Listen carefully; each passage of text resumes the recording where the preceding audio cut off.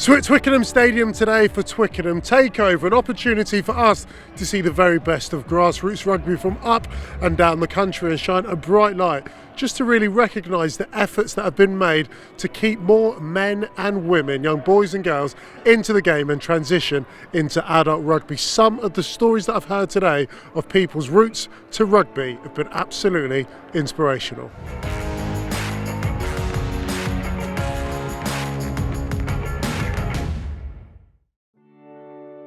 Your journey started as a young kid, and I guess because of different situations at school, being bullied and converting some of that negative energy into something which is obviously so important and positive right now. Exactly. I mean, growing up it's so hard being a bigger kid. Everyone almost makes fun of you just because of being bigger. You've got to channel that energy into a contact sport, and football didn't suit me, so I thought, you know what, I'll go down to rugby and I'll try it out. First time I ever came down, I went through two of the first players, honestly, and I spiked the ball, to be fair, thinking it was American football.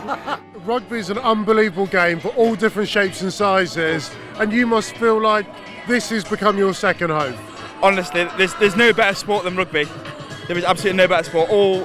All aspects, every weight, height, anything, you can play it. Your story is remarkable, and I think it's actually such a nourishing, wholesome story. Can you tell us a little bit about it and the impact that rugby's had to you? So I've got autism and I struggle with social anxiety and interacting with people. Don't really get on at school, but I just feel so accepted at rugby, like everyone supports you and it's just such a family feel. So I started playing 2.5 years ago. My head of year at school put me in touch with the local coach. I went down, watched one of the sessions, training, spoke to a couple of the players, and I was like, might as well give this a go. Always my dream to play with the ladies, and now it's changed, like the team building, socialisation, it's so much different from what I've experienced in everyday life, and it's like heartwarming to know that there's people around you that care. And so, on a day like today, to be able to run out at Twickenham and play a game there must mean quite a lot to you. Yeah, it's so much. Like, I've always loved watching rugby, and I never thought I'd be able to play. I never thought I'd fit in anywhere. And to be given this opportunity to come out and do what I love is amazing. Well done, congratulations, give you a big hug. Yeah, thank you. You're amazing, well done. Got it. Okay. I didn't spend too many matches on the bench, but I found myself on the bench with you, Olivia. Tell us, how's your experience at Twickenham been today? Yeah, it's been really exciting. I mean, coming from a small club down in the southwest and then getting the experience to play here and watching the Red Roses yesterday, it's great to be on the pitch. That's cool. The Red Roses, so good, and now you get your chance to be able to play at Twickenham. Your journey and your route into rugby, I'd say, is probably not a well-trodden path, because you started at age 21. Yeah. How did you decide to pick up a rugby ball at that age? My dad used to play in the Royal Marines, and I kind of grew up around rugby but never really thought it was a good sport for me to go to. We know women's rugby's really grown recently, and I went to watch a Red Roses game at Exeter Chiefs actually, and I went to training that next week. Really? So you watched a match, thought, okay, they're really good, quite like this, and a few days later you're now playing the game, simple as that? Yep. Wow. And what's been the biggest takeaway that you've learned from rugby? I think teamwork and perseverance and never giving up. I think once you start something, it's easy to get a few knockbacks and give up, but rugby, you've got your team around you to pick you up. You can always start at any age. Rugby's kind of inclusive like that. We've got a team full of people ranging from 17 up to their late 40s, so just give it a go. But your story is quite remarkable.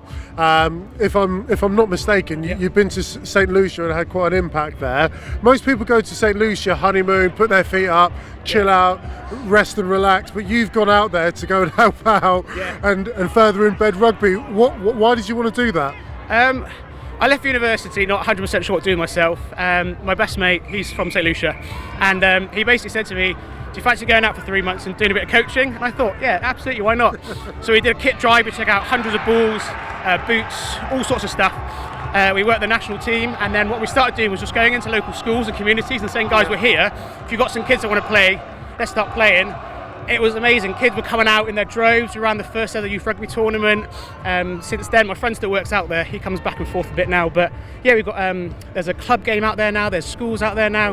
He does all sorts of stuff. We have all sorts of tournaments. So it's incredible. The kids love it. The talent out there is incredible. There's just not the facilities. So it's an amazing experience being out there for a couple of years playing. I played for their 10s team. their 7s, their 15s.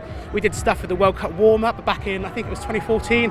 Yeah, it's surreal, man. There's so much amazing talent out there in the Caribbean. When you think about the Routes to Rugby, there's been some amazing stories which I've been able to learn. I guess stereotypically people think you go to private school, you get an academy, and then you play professional rugby.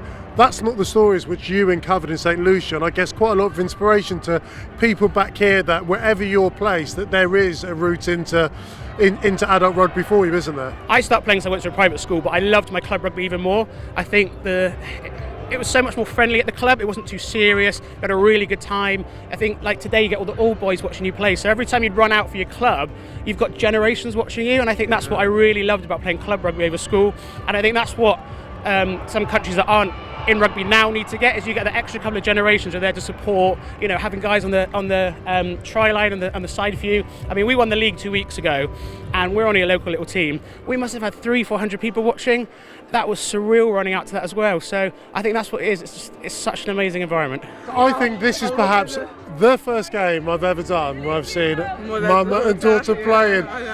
Tell me, you must inspire one another. You must inspire me. She actually got me into rugby. It is. It definitely is. She's about 10 years of age, and she was like, "Mummy, I want to play rugby," and I've never played it myself.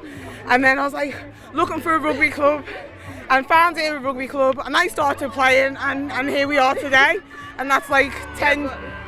You're so fast, and it just like makes me want to be faster. But we basically inspire one another. That's all I'm taking from that. Yeah. Okay, so if this all started because you want to find a rugby club, most parents, I've got 2 daughters, I'm like, yeah, I'm happy to deliver you there and watch you from the sideline. But then watching your mother get involved, how much does that inspire you and want to keep you in the game? It's amazing to watch my mum play. It's like, she's a really good player and she tries so hard, she trains so hard. It's like a lot of people like almost struggle to keep up with her. Don't cry. But I love my mum and she is one of my biggest inspirations. So I just, I love you too. It's been absolutely incredible travelling up and down the country, understanding and hearing the stories and the wider impact of our beautiful sport have had on people's lives and their roots into rugby. And today has been the perfect embodiment of that at Twickenham Stadium. Our game's never felt better connected than it has today. Grassroots all the way through to greats. I love our game for so many different reasons, but beyond the parameters of our pitch and the time constraints is the impact that rugby can have on young people's lives.